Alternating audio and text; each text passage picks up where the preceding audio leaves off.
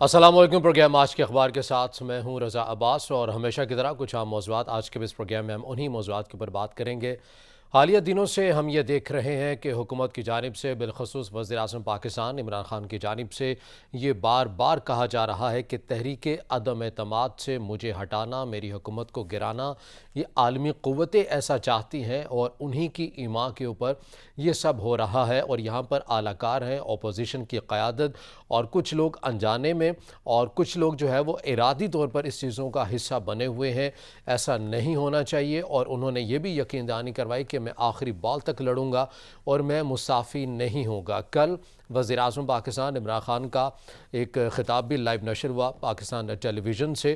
وہاں پر یہ امکان ظاہر کیا جا رہا تھا کہ کچھ ایسا ہونے والا ہے، جس طرح کہ ہم نے دیکھا کہ جو پریڈ گراؤنڈ میں امر بالمعروف جلسہ ہوا تو وہاں بھی کسی حد تک یہ تجزیہ کیا جا رہا تھا۔ ذرائع کے مطابق ایسی خبریں بھی گردش کر رہی تھی کہ کچھ ایسا سرپرائز آئے گا جس سے کافی حد تک ملکی سیاسی منظرنامے میں ایک ہلچل سی مچ جائے گی، کچھ بہت بڑا ہونے والا ہے۔ ٹرمپ کارڈ جو ہے وہ اپنا شو کریں گے وزیر اعظم پاکستان جلسے میں، اور ایسی ہی کچھ چیزیں جو ہیں کل کے خطاب میں بھی لگ رہا تھا کہ شبہ تھا کہ ایسی جو چیزیں ہیں وہ کچھ سامنے آئیں گی، لیکن وزیر اعظم نے معمول کے مطابق اسی طرح بتایا کہ اپنی کارکردگی کے حوالے سے بتایا، اپنی جو ذات ہے اس کے حوالے سے بتایا کہ انہوں نے کس طرح دنیا کا سفر کیا ہے، کس طرح سے سٹرگل کی ہے، کس طرح سے وہ آگے آئے ہیں، کس طرح سے یہاں تک اقتدار تک وہ پہنچے ہیں۔ اور انہوں نے اپنی تمام تر چیزیں بتائیں، اور اس کے بعد انہوں نے یہ بھی کہا کہ جس طرح سے مجھے ہٹانے کے لیے جو کوششیں کی جا رہی ہیں، چونکہ ہم آزاد خارجہ پالیسی کی بنیاد رکھ رہے ہیں، اسی وجہ سے ایسے ممالک جن کے ہم زیر سایہ پہلے رہے ہیں یا جن کے کیمپ میں ہم رہے ہیں، وہ نہیں چاہتے کہ ہم ایک آزاد خارجہ پالیسی کو اپنا لیں، اور اگر ہم ایسا کریں گے تو وہ کسی بھی حکومت کے خلاف، چاہے وہ میری ہوگی یا کسی اور کی ہوگی، بلکہ وزیر اعظم تو یہ کہتے ہیں کہ یہ میرے خلاف ایسی چیزیں نہیں ہیں، بلکہ تو پاکستان کی عوام کے ساتھ جو ہے وہ سودا کرنے کی یا انہیں گمراہ کرنے کی کوشش ہے، یا ان کو ایک ایسی ہی ایک اور ڈیل کی نظر کر دینے کی ضرورت ہے، جس طرح ہم نے پہلے دیکھا کہ افغانستان کی صورتحال کے اوپر ہماری جنگ نہیں تھی، مگر یہ غلط فیصلے کیے گئے اور ہم افغانستان میں کود پڑے اور اس جنگ کا حصہ بن گئے، اپنے لوگوں کو اس جنگ میں شامل کر لیا، اور 80,000 جو لوگ ہیں وہ ہمارے شہید ہو گئے، مالی نقصان ایک الگ سے ہمیں ہوا۔ تو یہ تمام جو چیزیں ہیں، وزیر اعظم یہ بار بار اس اپنے نیریٹو کو لے کے چل رہے ہیں کہ ایسا اب نہیں چلے گا۔ ہم یہ چاہتے ہیں کہ آزاد خارجہ پالیسی ہو، جہاں پر ہم مکمل طور پر آزاد ہوں، اپنے فیصلے خود کر سکیں، اور کسی بھی قسم کا کوئی بھی دباؤ ہم برداشت نہیں کریں گے۔ انہوں نے واضح اعلان کر دیا کہ میری حکومت گرتی ہے گر جائے، مگر میں مصافی نہیں ہوں گا اور ڈٹا رہوں گا۔ اور تحریک عدم اعتماد کے حوالے سے جو منحرف اراکین ہیں، ان کو بھی انہوں نے کل کہا کہ جس طرح سے آپ کا ضمیر جاگا ہے وہ ہمیں پتہ ہے، لیکن آپ پھر بھی واپس آ جائیں، آپ اس سازش کا جو ہے وہ انجانے میں حصہ نہ بنے، آپ کو نہیں پتہ ہے کہ آپ کے ساتھ کیا ہونے والا ہے، بعد میں بڑی جو صورتحال ہیں وہ مشکل ہو جائیں گی۔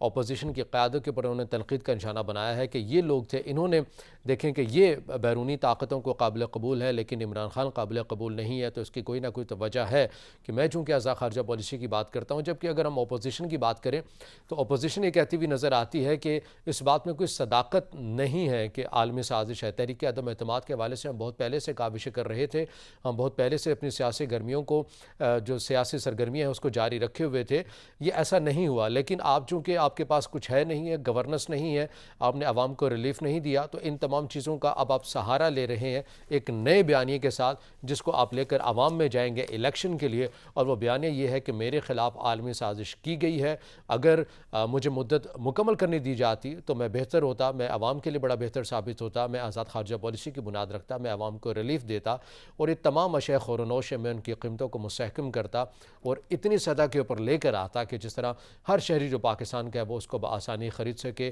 اور روزگار کے جو مواقع ہیں ان کو مہیا کرتا۔ یہ ایک بیانیہ لے کر وزیر اعظم پاکستان عوام کے اندر جائیں گے، ایسا کہنا ہے اپوزیشن کا۔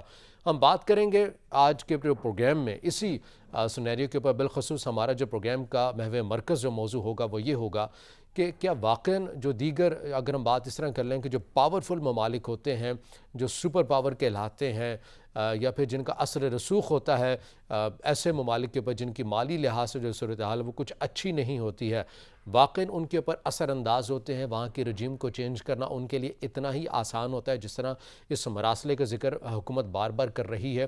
ہم اس حوالے سے بات کریں گے. ماضی میں ایسی مثالیں ہمارے ساتھ یقینی طور پر موجود ہیں، لیکن ہم اس کو کمپیئر کریں گے موجودہ صورتحال کے اوپر. دیگر ممالک میں بھی اگر ایسا کچھ ہوا ہے یا ایسی کچھ چیزیں ہیں تو ہم اس کے اوپر بھی یقینی طور پر بات کریں گے تاکہ بالکل واضح ہو جائے. اور اس میں کوئی شک نہیں ہے، کسی کو ابہام نہیں رہنا چاہیے کہ جو پاورفل جو ممالک ہیں وہ اثر انداز نہیں ہوتے ہیں. یہ ہوتے ہیں، یہ تلخ حقیقتیں ہیں. کچھ مان لیتے ہیں، کچھ نہیں مانتے، اور کچھ کا فیصلہ تاریخ کر دیتی ہے اپنے اوراق میں کہ بعد میں آنے والے دنوں میں یہ چیزیں ثابت ہو جاتی ہیں. لیکن ہم جائزہ لیں گے ان تمام امور کے حوالے سے، اور بالخصوص ہم بات کریں گے تحریک عدم اعتماد کے حوالے سے بھی. جس طرح سے کل قومی اسمبلی کا ہنگامہ خیز ایک اجلاس، جس میں بھی باتیں کی جا رہی تھی کہ بحث ہوگی تحریک عدم اعتماد کے معاملے کے اوپر، لیکن نہیں ہو سکی ہے.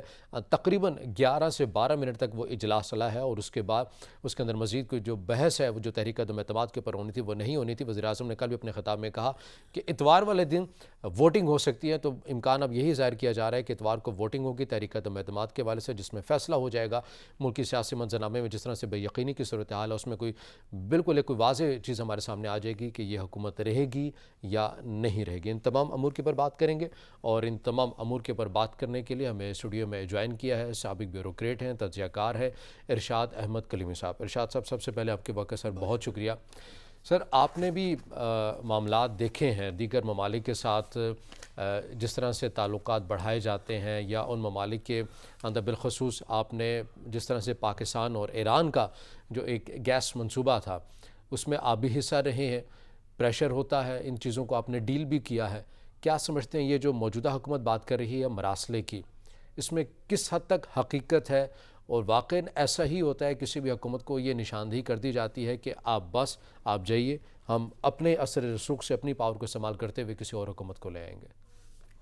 جی بہت شکریہ. پہلی چیز یہ ہے کہ اگر اثر اور رسوخ نہیں ہوتا تو 11 سال سے ایران اور پاکستان پائپ لائن کیوں آپریشنل نہیں ہوئی؟ ایران کے پاس گیس ہے جی، آپ پیسہ دینے پر تیار ہیں، تو پھر کیا ہو رہا ہے؟ کیوں نہیں ہو رہا ہے؟ پیپلز پارٹی گورنمنٹ، نون لیگ گورنمنٹ اور یہ پی ٹی آئی گورنمنٹ جو بھی 3 سال ان کے ملے، کیوں نہیں ہوئی پائپ لائن؟ اس لیے کہ امریکن انفلوئنس ہے، آپ کر کے دکھائیں. دوسری بات یہ ہے کہ دنیا جب سے بنی ہے اور جب سے اسٹیٹس بنی ہیں، یہ ہوتا چلا آیا ہے کہ طاقتور کا نیریٹو، طاقتور کی منشا اور طاقتور کی ہی منشا سے معاملات چلتے ہیں، وہ کوئی بھی حکومتیں رہی ہوں. یعنی نون ہسٹری میں تو ایسا نہیں ہے کہ آج کی دنیا اتنی پاکیزہ ہو گئی ہے کہ اس میں سپر پاور کی منشا اور اس کی انٹرفیئرنس نہیں چلتی، اور ہم تو بھگت چکے ہیں. ایسٹ پاکستان میں کس کی انٹرفیئرنس کو سپورٹ کس نے کیا تھا؟ یعنی ہم آدھا ملک گنوا کر بھی یہ نہیں سمجھ پائے کہ فورن انٹرفیئرنس ہوتی ہے. ہم اتنے ذہین لوگ ہیں. تو اب میرا خیال ہے کہ ہمیں یہ سمجھنے کے لیے شاید باقی ملک بھی گنوانا ہوگا، تب شاید ہمیں سمجھ آ جائے کہ فورن انٹرونشن کس طرح سے ہوتی ہے. انڈیا رشیا فرینڈشپ پیکٹ اگر نہ ہوتا تو انڈیا اس پاکستان میں آنے کی جرت کرتا، اور چھٹا بحری بیڑا ڈھاکہ نہیں پہنچ سکا اس لیے کہ رشیا موجود تھا. صحیح.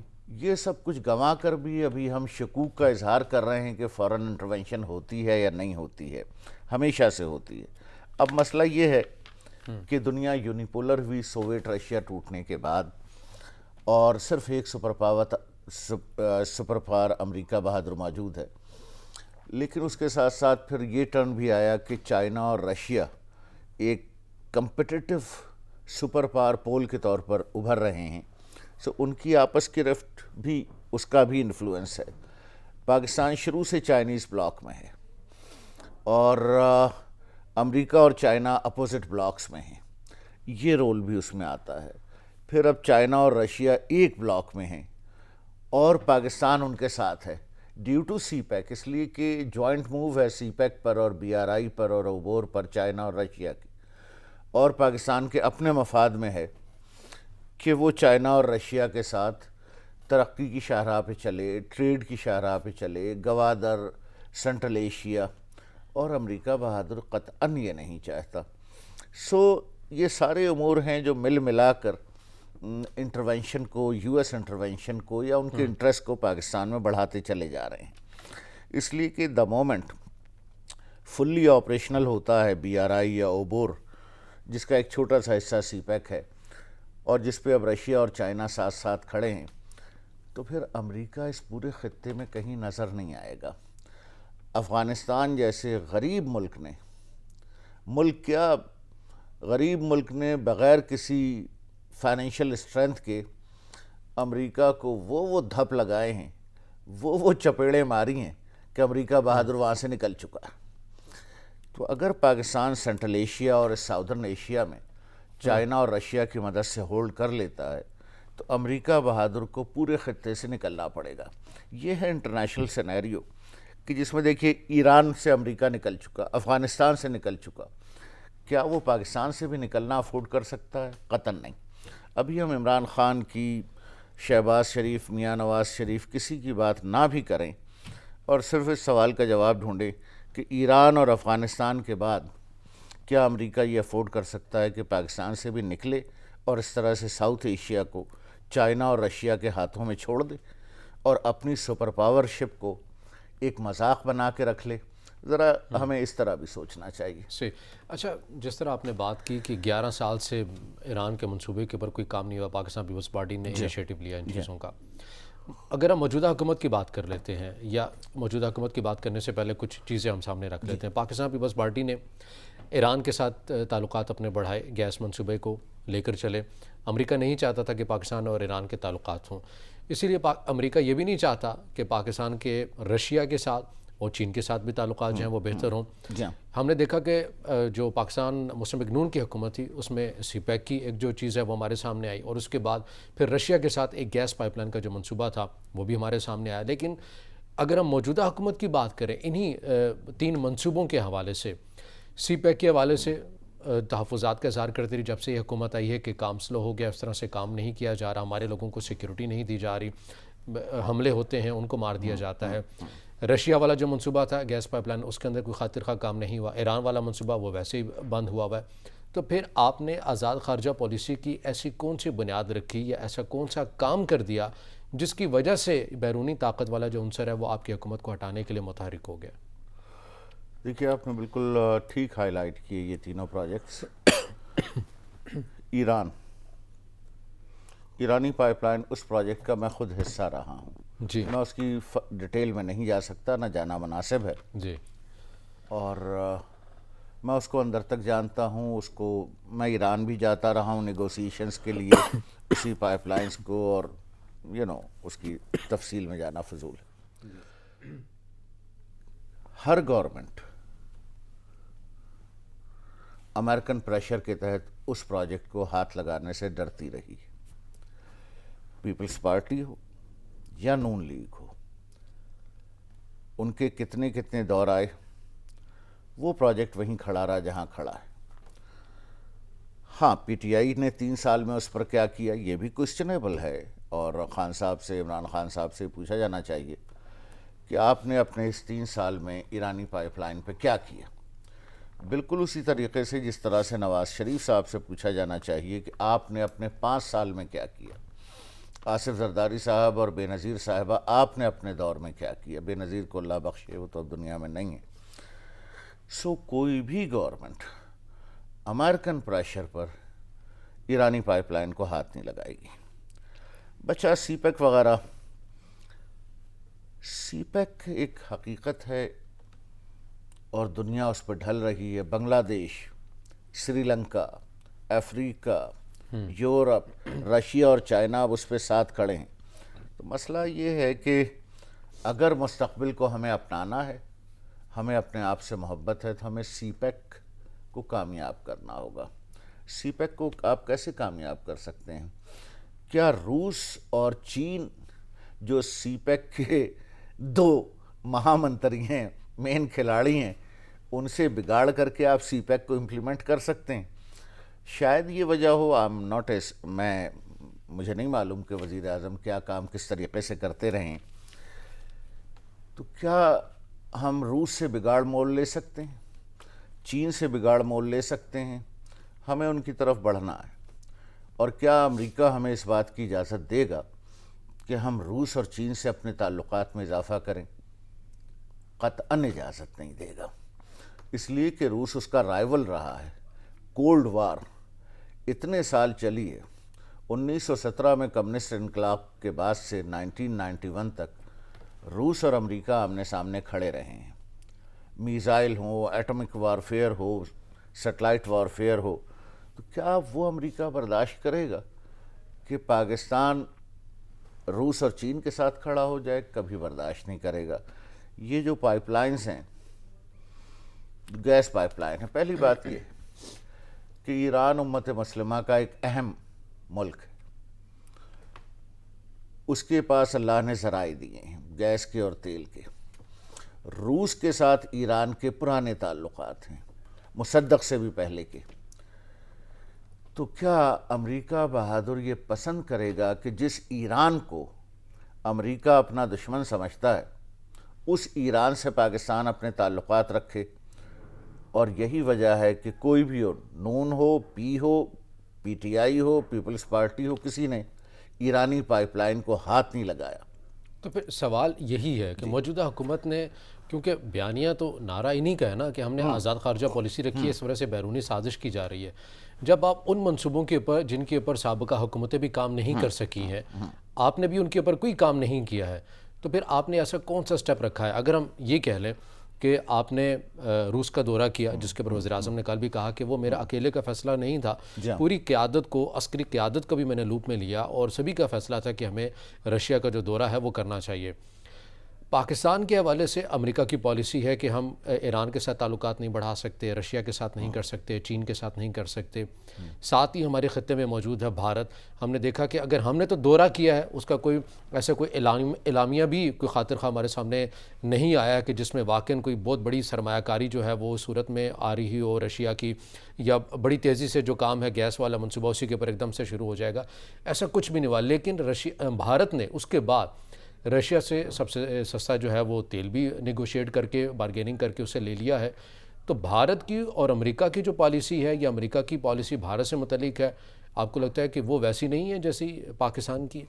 آپ نے بڑی خوبصورت بات ہائی لائٹ کی کہ اچھا، سب سے بڑی بات یہ ہے کہ روس سے ہندوستان نے تیل لیا 3 ملین ٹن، جی۔ اور جو سب سے اہم بات ہے کہ اس کی پیمنٹ ڈالر میں نہیں ہوگی، پیٹرو ڈالر میں نہیں ہوگی، اس کی پیمنٹ انڈین کرنسی میں ہوگی۔ یہ اتنی بڑی ڈیل ہے اور اتنی اہم ڈیل ہے کہ جو پورے سینیریو کو چینج کر رہی ہے۔ اسی بات کی سزا دی گئی عراق کو، اسی بات کی سزا دی گئی لیبیا کو کہ وہ پیٹرو ڈالر سے ہٹ کے دوسری کرنسی میں آنا چاہ رہے تھے۔ رشیا پہلے اعلان کر چکا ہے کہ اب وہ ڈالر میں نہیں جائے گا، اب وہ لوکل کرنسیز پہ جائے گا۔ سو اگر ہندوستان کو، پاکستان کو، کسی کو تیل خریدنا ہے تو وہ ڈالر کے علاوہ بھی خرید سکتا ہے روس سے۔ اب مسئلہ یہ ہے کہ امریکہ اور ہندوستان ایک کیمپ میں ہیں۔ امریکہ افورڈ نہیں کر سکتا کہ ہندوستان جیسی بڑی مارکیٹ کو سزا دے یا چھوڑے۔ ہاں، ہماری چھوٹی مارکیٹ ہے، ہم یتیم قسم کا ملک ہیں، تو ہمیں وہ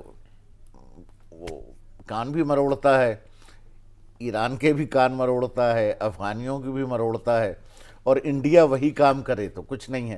یس، یو آر ویری رائٹ، یہ ڈوئل اسٹینڈرڈز ہیں سپر پاور کے، کہ اگر یہی کام کسی اور نے کیا ہوتا تو امریکہ اسے بتا دیتا۔ یہ امریکہ کے دوہرے معیار ہیں یا بھارت کی خارجہ پالیسی اچھی ہے؟ اس کو بالکل دونوں چیزیں کہی جا سکتی ہیں، اور بھارتی خارجہ پالیسی کا بھی اس میں بہت بڑا رول ہے، اور ان کی کنٹینویشن۔ بھارت کا ایک اور ہے کہ بھارت ہمیشہ سے ایک ملک رہا ہے، پاکستان ایک نیا ملک ہے، اور اس کی پروسیسز میں کنٹینویشن نہیں ہے، بریکس آتے رہے ہیں۔ 4 سال جمہوریت، 10 سال فلاں اور 5 سال فلاں، تو یہاں کس چیز میں کنٹینویشن ہے؟ جمہوری دور چلتا ہے، کون سی جمہوری حکومت ہے اگر ہم کلیکٹیولی دیکھیں؟ پیپلز پارٹی، میاں نواز شریف صاحب اور عمران خان صاحب، ان میں سے کسی کی بھی پولیٹیکل گورنمنٹ کس نے 5 سال پورے کیے؟ اور جنرل مشرف سے لے کر ایوب خان سے لے کر کے اور ضیاء الحق سے لے کر کے سب نے 10-10 سال لگائے ہیں۔ تو یہ ساری خرابیاں سیاسی حکومتوں کے دور میں کیوں ہوتی ہیں؟ آل آف اے سڈن بے نظیر رسک کیوں بن جاتی ہیں؟ All of a sudden Asif Zardari mister 10% کیوں بن جاتے ہیں؟ All of a sudden mister Imran Khan مہنگائی خان کیوں بن جاتے ہیں؟ تو کیا کبھی کوئی بھی سیاسی حکومت نہیں چلنے دی جائے گی؟ باقی لوگ 10-10 سال پورے کریں گے، کوئی بھی سیاسی حکومت وہ کسی کی بھی ہو، نواز شریف کی ہو، آصف زرداری کی ہو، بے نظیر کی ہو، عمران خان کی ہو، یا آنے والے دور میں اللہ دتے کی ہو، یہ بات لکھ کے رکھ لیں آپ کے، وہ 5 سال پورے نہیں کرے گی، چارجز یہی ہوں گے۔ لیکن خیر اس میں موضوع دوسری جانب چلا جائے گا، لیکن اس کی وجہ ہے کہ تلخ حقیقت یہ بھی تو ہے نا کہ پھر ایسی چیزوں کے اوپر اعلی بھی سیاستدان ہی بنا کرتے ہیں۔ اگر یہی ایک جو بات کرتے ہیں ووٹ کو عزت دو یا سول بالادستی کی، یہ پھر خود ہی اعلی بھی بن جاتے ہیں۔ بہرحال آگے بڑھتے ہیں اور بات کر لیتے ہیں اسی مراسلے کے حوالے سے ہی، اسی موضوع کے اوپر ہم رہتے ہیں۔ ہم نے دیکھا کہ وزیراعظم نے جس طرح سے عوامی جلسے میں یہ اس مراسلے کو شو کیا ہے کہ میرے خلاف یہ تھریٹس ہیں، میری حکومت کے خلاف یہ تھریٹس ہیں، ایسی چیزوں کو زیادہ بہتر ڈیل کرتے ہیں، ایکسٹرنل ایشوز کو، سیکیورٹیز کے معاملات کو ہماری ایجنسیز ہیں، ہمارے ادارے بنے ہوئے ہیں۔ جب ان اداروں سے یا جب ان ایجنسیز سے پوچھا جاتا ہے کہ واقعاً ایسی کوئی چیز ہے تو وہ تردید کر دیتے ہیں، وہ یہ کہتے ہیں کہ وفاقی حکومت سے پوچھا جائے، ہمارے علم میں کوئی ایسی چیز نہیں ہے۔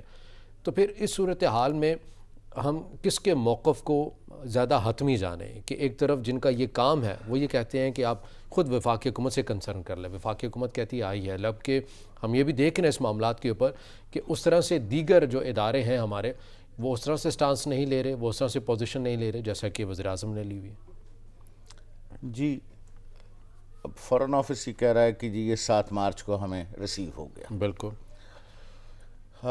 فیڈرل گورنمنٹ یہ کہہ رہی کہ ریسیو ہوتے ہی ہم نے کنسرنٹ کوارٹر سے مراد ان کی اسٹیبلشمنٹ ہے اس کو بھجوا دیا۔ اچھا، 7 مارچ اور آج 1 اپریل ہے شاید، یعنی ٹوٹل 23 دن ہیں، 22-23 دن ہیں۔ 23 دن میں وہ مراسلہ ریسیو بھی ہوا، فارن آفس میں ریسیو ہوا، اس کے بعد اسٹیبلشمنٹ کو چلا گیا، اس کے بعد کیبنٹ میں ڈسکس ہوا، کل نیشنل سیکیورٹی کونسل کی میٹنگ بھی ہو گئی۔ تو ہاں یہ ضرور ہے کہ اسٹیبلشمنٹ کو بھجوانے کے بجائے اگر امیڈیٹلی نیشنل سیکیورٹی کمیٹی کی میٹنگ رکھ لی جاتی تو بہت بہتر ہوتا، اور فارن آفس کا کوئی ورکنگ گروپ بنا دیا جاتا تو اس سے اچھا ہوتا، اور سپریم کورٹ آف پاکستان اگر اس پر کوئی کمیشن بنا دیتی فوری تو اس سے بھی زیادہ اچھا ہوتا۔ کاش کہ یہ سارے کام، اگرچہ کے بیچ میں صرف 23 دن ہیں، آج ملا کر کے آج کا دن، تو کاش کہ یہ سارے کام پہلے کر لیے جاتے، اور تو ہو سکتا ہے کہ وزیر اعظم کو مجمع میں جا کر کے اس لیٹر کو اس طرح سے نہ لہرانا پڑتا جس طرح سے، میں چھوٹا سا تھا لیکن مجھے یاد ہے کہ کس طرح سے ذوالفقار علی بھٹو صاحب نے یہاں پنڈی میں وہ لہرایا تھا، مجھے وہ دن بھی یاد ہے۔ سو اس طرح سے پھر یہ سوال بھی پیدا ہوتا ہے رضا صاحب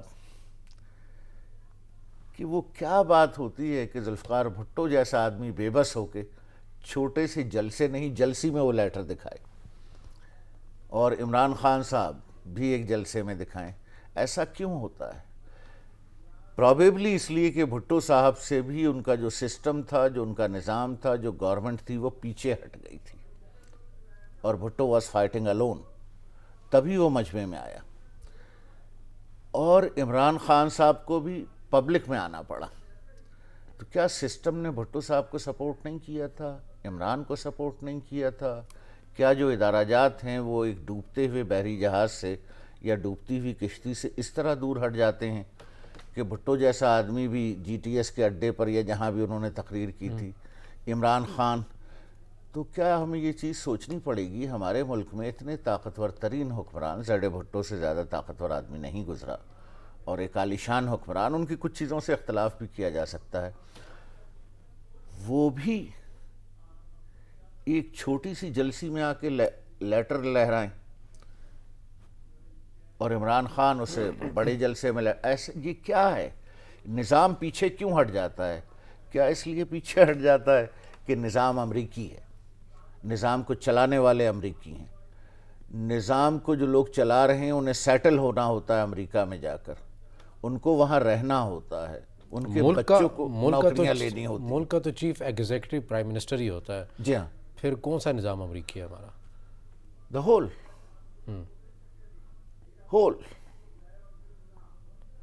صحیح۔ اچھا مجھے یہاں یہ بتائیے گا، آپ نے جس طرح بات کی، یہ اچھی بات ہے، اس کے اوپر بھی بات ہونی چاہیے کہ ایک وقت کا جو وزیر اعظم ہے اس کو کیوں عوام میں ہی جا کے چیزیں کرنی پڑتی ہیں، جبکہ آپ یہ کہہ رہے ہیں کہ متعلقہ اداروں کو پہلے چیز بھجوا دی گئی تھی۔ پھر سوال یہ بنتا ہے کہ اگر وزیر اعظم کی روش کو دیکھا جائے، انہوں نے ہمیشہ اہم جو خارجہ امور ہیں اس کو پبلک میں ہی بات کی ہے۔ افغانستان کے معاملے کے اوپر اگر ہم بات کریں، ٹویٹ کر دیا کہ ظلم کی زنجیریں جو ہیں وہ توڑ دی ہیں، ایبسلوٹلی ناٹ والا معاملہ جو ہے وہ کس طرح سے ڈیل کیا، بہتر طریقے اس کے موجود تھے، کہہ دیا جاتا، ہو سکتا ہے وہ سوال بھی ایک پلانٹیڈ ہو سکتا تھا، یہ جواب دیا جا سکتا تھا کہ ٹھیک ہے ابھی تک تو ہم سے مانگا نہیں گیا، لیکن جب یہ بات آئے گی یا جو بحث ہوگی، ہماری جو سیاسی قیادت تو بہتر فیصلہ کر لے گی کہ ہم نے کس طرف جانا ہے کس طرف نہیں جانا۔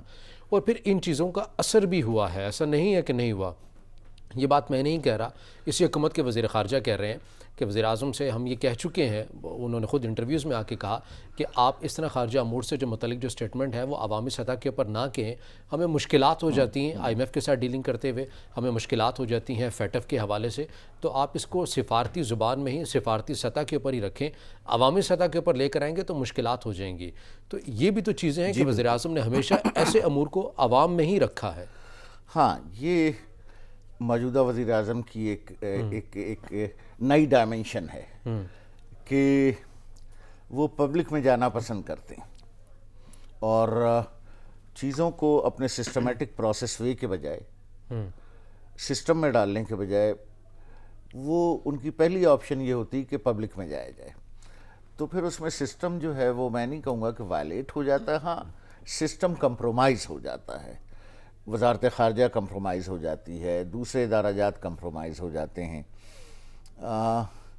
تو ہاں اس روش کو تبدیل ہونا چاہیے، اور اس کا ملک کو بھی نقصان ہوتا ہے اور فرد کو بھی نقصان ہوتا ہے، تو سسٹم کو انٹیکٹ رہنا چاہیے۔ آپ یہ دیکھیے کہ خود امریکہ میں سسٹم ہمیشہ انٹیکٹ رہتا ہے، امریکن پریزیڈنٹ اس طرح سے پالیسی بیانات اس وقت دیتا ہے جب اس کے سسٹم سے اس کو سپورٹ مل جاتی ہے، اور وہ انڈیویجول اور انڈیپینڈنٹ ایکشن نارملی نہیں لیتا ہے۔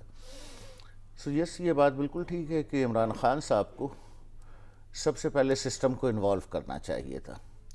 اب یہ مجھے نہیں معلوم کہ انہوں نے اندر خانے جیسے ہم کہیں سسٹم کو انوالو کیا یا نہیں کیا، اور بقول ان کے جب لیٹر آتے ہی انہوں نے اسٹیبلشمنٹ کو بھجوا دیا تھا تو وہاں سے کیا رسپانس آیا، یا نہیں آیا تو کیوں نہیں آیا، یا وزارت خارجہ نے اس کے اوپر کیا کیا۔ اور ہمیں معلوم ہے کہ پرائم منسٹر نے اس کو عدالت عالیہ سے درخواست کی کہ اس کو ہم آپ کو دکھا سکتے ہیں، تو عدالت عالیہ بھی ہینڈز اپ ہو گئی کہ بہتر ہے کہ آپ اس کو پبلک نہ کریں۔ اگر اس وقت عدالت کہتی کہ جی ہم اس پہ کمیشن بناتے ہیں اور ہم کوریبوریٹرز کو، سپورٹرز کو، خواہ وہ عمران خان خود ہی کیوں نہ ہوں، یا ان کی غلطیوں کو بھی ہم ایویلویٹ کریں گے، اسیس کریں گے کہ نوبت آئی کیسے، سٹنگ پرائم منسٹر سے لے کر کے ڈاؤن دی لائن عدلیہ بھی ہینڈز اپ ہوگی کہ نہیں بہتر ہے کہ اس کو نہ دکھایا جائے۔ ارے سیکرٹ ڈاکومنٹس ہینڈلنگ، میں 35 سال سول سروس میں رہا ہوں، جو سیکرٹ ڈاکومنٹ کو ڈیل کرتا ہے وہ اسے ڈی کلاسیفائی بھی کر سکتا ہے، یہ اس کا استحقاق ہے۔ اور ڈی کلاسیفیکیشن کی ایک لمبی لسٹ ہے۔ جب پرائم منسٹر بھیج رہا ہے کہ آپ دیکھ لیں، اس کا مطلب ہی ہے اس نے پہلے ہی ڈی کلاسیفائی کر دیا ہے، جو اس کا اختیار ہے۔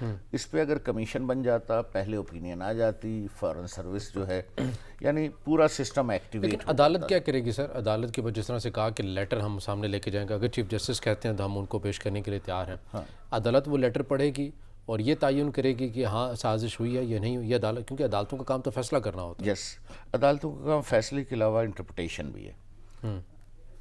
میں منسٹری لاء میں رہا ہوں تو مجھے ہلکا سا الف بے پے کی حد تک اندازہ ہے کہ عدالت کا کام اور ان کی ذمہ داریاں کیا ہیں. عدالت کا یہ کام بالکل نہیں ہے جیسا آپ کہہ رہے ہیں، لیکن ہاں عدالت جس طرح سے مختلف کمیشنز بناتی ہے، پتہ نہیں کتنے امور پر عدالت نے کمیشنز بنائے ہیں. ان میں سے ایک کمیشن یہ بھی ہو جاتا کہ ہاں جی تفتیش ہوگی، یہ ہم کمیشن بناتے ہیں اور اس کی لیگل ایک ویٹیج ہوگا، ایک اہمیت ہوگی اور اس کو ہم لافلی ڈیل کریں گے. یہ ضرور ہونا چاہیے تھا. اور اس میں پھر فریق بنایا جاتا ہے جہاں سے یہ خط آیا. نہیں، اسے کیسے فریق بنا سکتے ہیں آپ؟ پہلے تو یہ دیکھا جاتا کہ جو خط آیا بھی ہے یا نہیں آیا ہے. گورنمنٹ جھوٹ تو نہیں بول رہی ہے.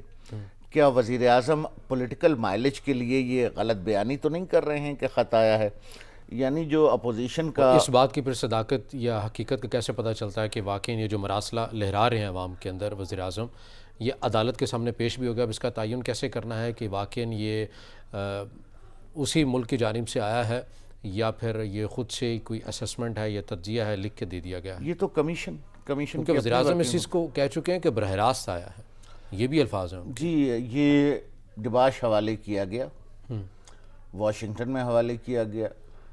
اور اچھا، آپ کو لگتا ہے واشنگٹن یعنی امریکہ نے کیا؟ کیونکہ وزیر اعظم نے تو ابھی تک نام نہیں لیا کسی. وزیر اعظم نے نام نہیں لیا ہے، لیکن اخبار بھرے پڑے ہیں. جو ہوا ہے وہ اس طریقے سے ہوا ہے کہ واشنگٹن بیس 2 پاکستانی صحافیوں نے بھی اسی وقت رپورٹ کی، اور ہماری ایک کریڈیبل تھنکر اور عائشہ صدیقہ نے رپورٹ کیا، اور پھر ایک ہارون رشید صاحب جو پاکستان کے مشہور صحافی ہیں، انہوں نے فیبرری میں پروگرام کیا تھا کہ یہ ہونے جا رہا ہے. اتنے لوگ ہیں جو یہ کہتے چلے آ رہے ہیں کہ پھر ہمارے ایمبیسڈر کو اسسٹنٹ سیکرٹری آف اسٹیٹ نے بلایا، ڈباش حوالے کیا. وہ ڈیوٹی باؤنڈ ہے، اور یہ انٹرنیشنل پروسیس اسی طرح سے ہوتا ہے. ایمبیسڈر واز ڈیوٹی باؤنڈ کہ جو اس سے کہا گیا ہے آفیشلی وہ لکھے اور پہنچائے. اسی لیے اس کو نہ گورنمنٹ نہ کل کی کمیٹی، یہ اسے مراسلہ کہہ رہے ہیں، خط نہیں کہہ رہے ہیں، یہ کمیونیکے ہے. کہ جب اسسٹنٹ سیکرٹری آف اسٹیٹ نے امریکی، میں کھل کے کہنے میں کوئی حرج نہیں ہے، سو اس نے ہمیں انفارم کیا کہ جی مجھے بلا کر کے یہ کہا گیا ہے اور یہ دھمکیاں دی گئی ہیں. اس کے بعد جو ہم ذکر کر چکے ہیں اس پروسیس کا وہ بھی ہوا. پھر یہ بھی دیکھیے کہ چین نے اس پر کیا کہا ہے. چین کا بڑا خوبصورت رسپانس آیا ہے اس کے اوپر جی، اور روس بھی بہت سینسٹائز ہو چکا ہے اس پر. اسی لیے اس نے ہمارے وزیر خارجہ کو انوائٹ کیا کہ ذرا آئیے گا. چائنا نے انوائٹ کیا کہ ذرا آئیے گا. وہ تو کہہ رہے ہیں پہلے سے ملاقاتیں شیڈول تھی افغانستان سے متعلق. یس، افغانستان سے متعلق شیڈیول تھی، ڈیٹس ڈیسائیڈ نہیں تھیں. ڈیٹس ڈیسائیڈ نہیں تھی. یہ مراسلہ جو کمیونیکے سے کہیے، اس کے بعد سے یہ ہوا کہ فوری ملاقات. اچھا، ایک اور چیز ہے، آپ نے شاید کبھی اس طرح سے نہ دیکھا ہو کہ میں آپ کو اگر نام پڑھ کے سناؤں امریکیوں کے. جی، پیٹر جوف، صحیح، میکنز جو بھی ہے، ہیدر گریس ایٹن، اچھا ولیم کے میکنیولی، مارک اسٹرا، یعنی 1 2 3 4 میں نام بنام بتا سکتا ہوں صحیح، کہ 10 فروری کو جو ملاقاتیں شروع ہوئی ہیں یو ایس پولیٹیکل آفس نے، اور U S political unit chief جو پاکستان میں ہے اس نے 10 فروری کو کس سے ملاقات کی؟ کراچی میں سید نوید قمر اور کشور زہرا اور راجہ ریاض سے، خالد مقبول صدیقی سے، میں ڈیٹ بتا رہا ہوں 10 فروری کو، نسرین جلیل سے، گبول سے. 24 فروری کو بلاول بھٹو کے مشیر حارث گلزار سے، نثار کھوڑو سے، شہری رحمان سے، ڈاکٹر عاصم سے، سلیم مانڈوی والا سے. مارک اسٹرا کونسل جنرل نے مراد علی شاہ سے ملاقات کی. پھر ایک اور مزے کی بات ہے، 7 مارچ کو جو ملاقاتیں ہوئی ہیں اور یہ کی ہیں ولیم میکنیولی جو کونسل جنرل ہے، علیم خان سے، عبد القادر سے، پی پی کے مخدوم احمد محمود سے، ایم پی اے رانا محمود الحسن، آپ جانتے ہیں یہ پولیٹیکلی کتنے اہم لوگ ہیں آج کل، رانا شاہد الحسن سے، عطاء الرحمن سے، میاں ثاقب سے، اچھا پیٹر جوزف مکینسی۔ 16 فروری کو اس نے ملاقات کی شاہد خاقان عباسی سے، طارق فضل سے، احسن اقبال سے اور جمہوریت کے عظیم چیمپئن نور عالم صاحب سے۔ یہ ملاقاتیں ہیں 3 مارچ کی۔ پھر 3 مارچ کو یہ دوسرے فرد نے، میکنیولی یا جو بھی نام ہے، حمزہ شہباز سے، شائستہ پرویز سے، کنول لیاقت سے، رمضان صدیق بھٹی سے، ذکیہ شاہ نواز سے، آگے اس طرح سے 8 مارچ کو رانا سمیع اللہ سے، عظمیٰ قاسمی سے۔ تو کیا کبھی آپ نے دیکھا ہے کہ پورا یو ایس پولیٹیکل یونٹ، ان کے کونسل جنرلز اس طرح سے اتنی تعداد میں لوگوں سے ملتے رہیں، یا یہ ان کا استحقاق ہے کہ وہ ہر ایک سے ملے؟ یہ جن کے نام آپ نے گنوائے ہیں یا جن کے ساتھ ملاقاتیں ہوئی ہیں، آپ نے ڈیٹیل جو ہیں وہ بتائی ہیں، عوام کے سامنے رکھی ہیں۔ وزیر اعظم جو اس ملک کا چیف ایگزیکٹو ہے، جس کے ماتحت تمام ایجنسیز ہیں، وہ اس وقت کیا کر رہے تھے؟ انہوں نے اس وقت کیوں نہیں لوپ میں لیا جب تحریک عدم اعتماد آ گئی ہے؟ تو اپوزیشن تو اب یہ کہے گی، وہ بھی یہ بیانیہ بنائے گی کہ دیکھیں چونکہ ہم تحریک عدم اعتماد لے آئے ہیں تو اب ایک نئے بیانیے کے ساتھ آگے ہیں۔ اگر آپ کے پاس ان کی چیزوں کی ڈیٹیل پہلے سے موجود تھی تو آپ نے پہلے سے عوام میں کیوں سامنے نہیں رکھی؟ بالکل ٹھیک کہہ رہے ہیں آپ، بالکل ٹھیک کہہ رہے ہیں آپ۔ یہ اصل میں رپورٹ، یہ نام میرے پاس کہاں سے آئے ہیں، اور ڈیٹیل رپورٹ پرائم منسٹر صاحب کو پیش کی گئی ہے، اور ادارہ جات کا کام ہے کہ وہ رپورٹیں پیش کرتے رہیں۔ اور یہ یقیناً ان دنوں نہیں کی ہوگی، یہ بہت پہلے سے کر دی کی ہوں گی جب ملاقاتیں ہوئی ہوں گی۔ یہ پیش کی گئی ہے، چلیے میں ایگزیکٹ تاریخ کو چھوڑیے، یہ مارچ کے تیسرے عشرے میں، دوسرے عشرے کے اختتام پہ پیش کی گئی ہے۔ اور جبکہ ملاقاتیں فروری سے غالباً آپ نے بتایا، ملاقاتیں تو 16 فروری سے شروع ہوئی ہیں، بلکہ پہلی ملاقات جو بلاول بھٹو کے مشیر حارث گلزار سے کی ہے اور نثار کھوڑوں سے، وہ تو 24 فروری کو کی ہے۔ اور وزیر اعظم کو ان چیزوں کا لیٹ معلوم ہوا، لیٹ رپورٹ پیش یہ کی میں گئی۔ نہیں کہہ سکتا، مجھے نہیں معلوم، لیکن آپ بالکل ٹھیک کہہ رہے ہیں کہ سوال تو بنتے ہیں، آپ بتا رہے ہیں کہ جب وزیر اعظم کو جو رپورٹ ملی ہے اس کی ڈیٹ کافی دنوں بعد ہے، ملاقاتیں بہت پہلے سے شروع ہو چکی ہیں۔ اب یہ ظاہر ہے حکومت کے ادارے جانیں گے کہ انہوں نے رپورٹ کب پیش کی اور پرائم منسٹر نے اس کے اوپر کیا ایکشن لیا، لیکن اصولاً اس پہ یہ ہونا چاہیے تھا کہ گورنمنٹ ان لوگوں سے پوچھتی۔ آپ کا بالکل ٹھیک آپ نے ہائی لائٹ کیا کہ مسٹر بلاول بھٹو، مسٹر مخدوم، رانا محمود صاحب یا شیری رحمان صاحبہ یا خالد مقبول، نسیم جلیل صاحبہ، آپ سے فلاں آدمی فلانے دن ملا ہے، آپ نے اس پر کوئی بیان جاری نہیں کیا ہے، ذرا ہمیں بتائیے کہ آپ کی کیا ملاقات رہی۔ یس، گورنمنٹ کو اسی وقت پوچھنا چاہیے تھا، اور اس پر کوئی نہ کوئی ایکشن لینے سے مراد کوئی مخالفانہ بات نہیں، ایکشن لینے سے مراد یہ ہے کہ ایٹ لیسٹ وزارت خارجہ کو ان تمام لوگوں سے اگلے ہی دن پوچھنا چاہیے تھا، بجائے اتنا لمبا انتظار کرنے کے اور ایشو بنانے کے کہ جناب یہ آپ سے فلانے صاحب نے ملاقات کی ہے اور آپ نے کوئی بیان نہیں دیا کہ ملاقات میں کیا ہوا، تو ذرا ہمیں بتا دیجئے کہ کیا ہوا۔ تو یہ جن لوگوں سے جس وسیع پیمانے پر ملاقاتیں کی گئی ہیں امریکن آفیسز کی طرف سے نو کانفیڈنس سے پہلے، یہ بھی ہو سکتا ہے کہ نو کانفیڈنس نہ ہو بلکہ ان تمام امریکی سفارت خانے کے افسران کی ان لوگوں سے ذاتی دوستیاں ہوں، یا پھلوں کا لین دین ہو، یا شادی بیاہ کے رشتے طے کرنا ہوں، تو وہ خود ہی بتا دیتے کہ معاملے کیا ہیں، بیٹی دینی ہے یا بیٹا لینا ہے۔ تو ایٹ لیسٹ گورنمنٹ کو یہ پوچھنا چاہیے تھا ان تقریباً 50 60 70 لوگوں سے۔ ان سے اگر نہیں پوچھا تو او آئی سی کا اہم اجلاس ہوا، اس میں بھی ایک ڈیلیگیشن آیا، امریکہ کی جانب سے نائب وزیر خارجہ بھی آئے، جن کے ساتھ وزیر خارجہ تصاویر بھی بناتے رہے، شیئر بھی کرتے رہے۔ ان سے پوچھ لیا ہوتا کہ آپ کے یہاں پر جو مندوبین ہیں، نمائندے ہیں، وہ ملاقاتیں کر رہے ہیں، بالکل تو آپ ان کے سامنے یہ چیز رکھ سکتے تھے؟ بالکل ان کے سامنے رکھ سکتے تھے، بلکہ ان سے احتجاج کر سکتے تھے کہ بھئی آپ یہ کیا کر رہے ہیں۔ تو یہ گورنمنٹ کی حماقت میں کہوں گا، موجودہ اب تک تو عمران خان صاحب ہی ہیں، تو میں اس گورنمنٹ کی یہ حماقت سمجھوں گا، اور انتہائی نااہلی کے عین وقت پر انہوں نے ایکشن نہیں لیا کہ نور عالم صاحب، اب آپ نور عالم کو دھمکیاں دے رہے ہیں، خارج کر رہے ہیں۔ 'اسی وقت جب 16 فروری کو نور عالم کی پیٹر سے ملاقات ہوئی تھی وہ تو آپ کا ممبر بھی تھا. اسی وقت آپ نے نور عالم کو کیوں نہیں پکڑا کہ نور عالم تم پیٹر سے ملے ہو, کیوں ملے ہو؟ ہاں اپنی جماعت کے نمائندے تھے, کم از کم ان سے اعلامیہ پوچھ لیتے کہ ملاقات کیا ہوئی ہے, اعلامیہ بتا دیں, اب اعلامیہ تو جاری کر دیں. پیپلز پارٹی اور نون لیگ کے لوگوں کو چھوڑ کر جو یہ 12 کے 12 ڈیفیکٹرز ہیں پی ٹی آئی کے, ان سے ملاقاتیں کی ہیں انہوں نے.